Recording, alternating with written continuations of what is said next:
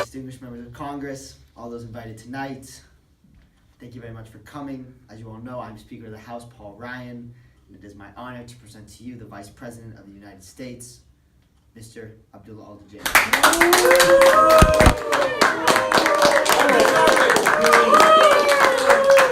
Ryan. Hello, Americans. I'm your new Vice President, Abdullah. Thank you.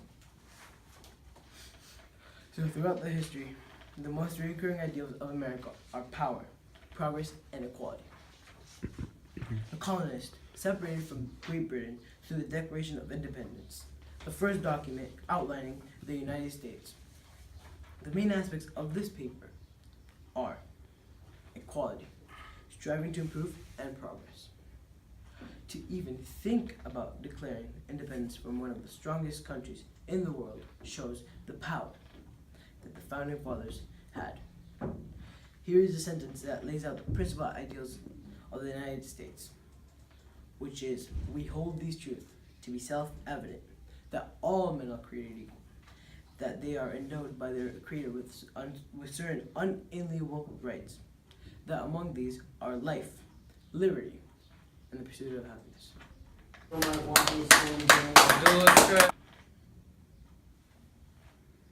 This shows that every man is created equal, and they have the same rights since they are born, which is life, liberty, and the pursuit of happiness.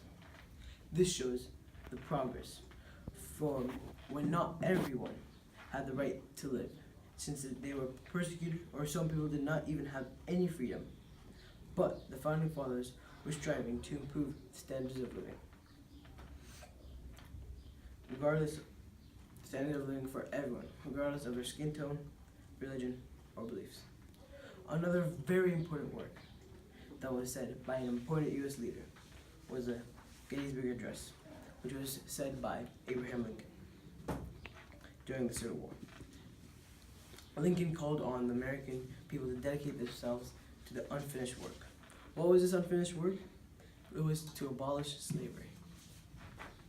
This shows the progress in making everyone equal, since Abraham Lincoln's final goal was to make the African American people equal, and this was his first step.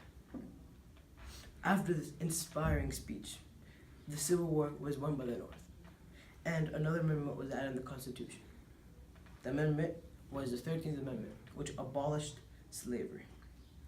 This shows the progress made in making everyone equal. Along with bringing equality, our Founding Fathers gave us the ideals of power, progress that are still with us till this day. Now you may be wondering how equality, progress, and power have been prevalent within this nation for the last 50 years.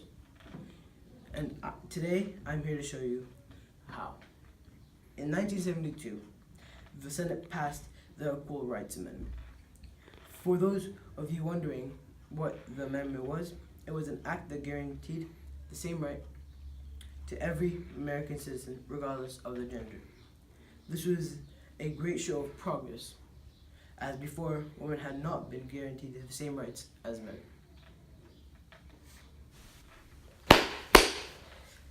It's also a great improvement in making women equal to men. This shows the quality and progress of this very, very, very important amendment.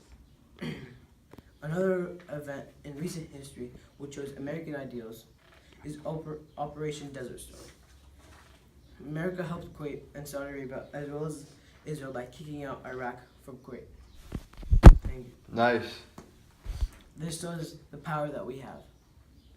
In general, this country was conceived in liberty, and we are trying to keep improving our beloved country while protecting the United States and our allies, and showing dominance to help us gain the respect of other countries.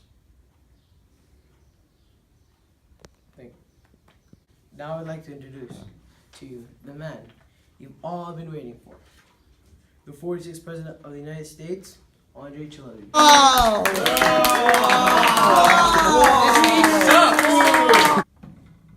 I would like to start off by thanking some very important people.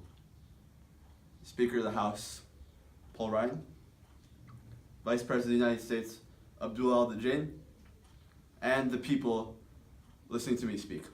Whether you're here live watching me right now, or you're watching it through the TV, I'd like to thank you very much. You are forming a part of history. Mr. Al-Jane brought up some very interesting points in his speech. The most interesting things being the ideals that reflect our society: progress, power, and equality. While these ideals are fantastic and extremely important to this country, the last president put these ideals in jeopardy. Before I talk about that, however, I'd like to add on to what Mr. Al-Jane was saying. After Operation Desert Storm, we saw another large problem that was affecting the well-being of people: the Bosnian War. The Serbian army committed mass genocide on Bosniaks, also known as Bosnian Muslims, leaving over 100,000 dead. This was the first instance of genocide since World War II, and being a founding and leading member of NATO, we felt it was our responsibility to help the Bosniak people. In response to the crimes being committed in this war, we sent bombers to weaken the Serbian army, which eventually led to the conclusion of that horrible war. As leaders of the free world, it is our job not only to use our ideals for the good of the American people, but also for the good of the rest of the world. However, we are not just a big, powerful war country. We are also big on progress and equality as well. In fact, in 1990, President George H.W. Bush signed the Americans with Disabilities Act. This prohibited discrimination towards Americans with disabilities. It is quite unfortunate that Americans were discriminated for so long because of the way they were born with impairment. But at least we have progressed. Now, all Americans with ailments no longer have to worry about their condition prohibiting them from getting a job or anything, as they are guaranteed the same right as every other U.S. citizen. As is shown by these events, the 90s were a great year for progress, equality, and power in America.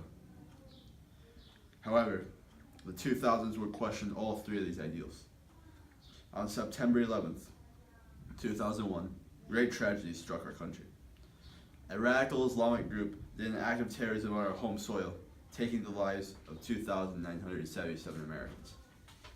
This despicable act of terror caused the world to question how powerful of a nation we really were. If a terrorist group could pull off the most deadly attacks on U.S. soil, how devastating would an actual strategic military attack on us be? This tragedy also caused us to do some rather negative things to our own Americans.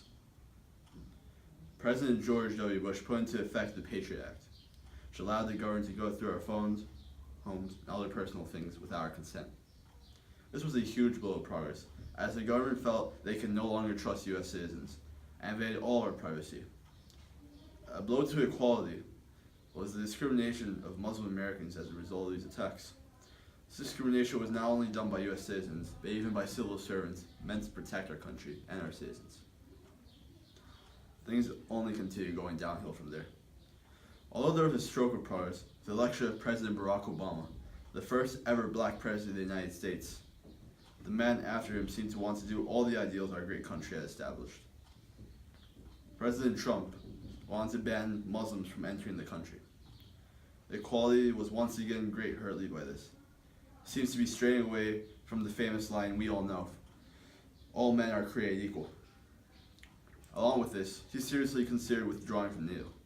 This organization, although it does not fight the original evil that it was meant to fight, is still key today in protecting the world from the evils that humanity can sometimes bring forth upon us.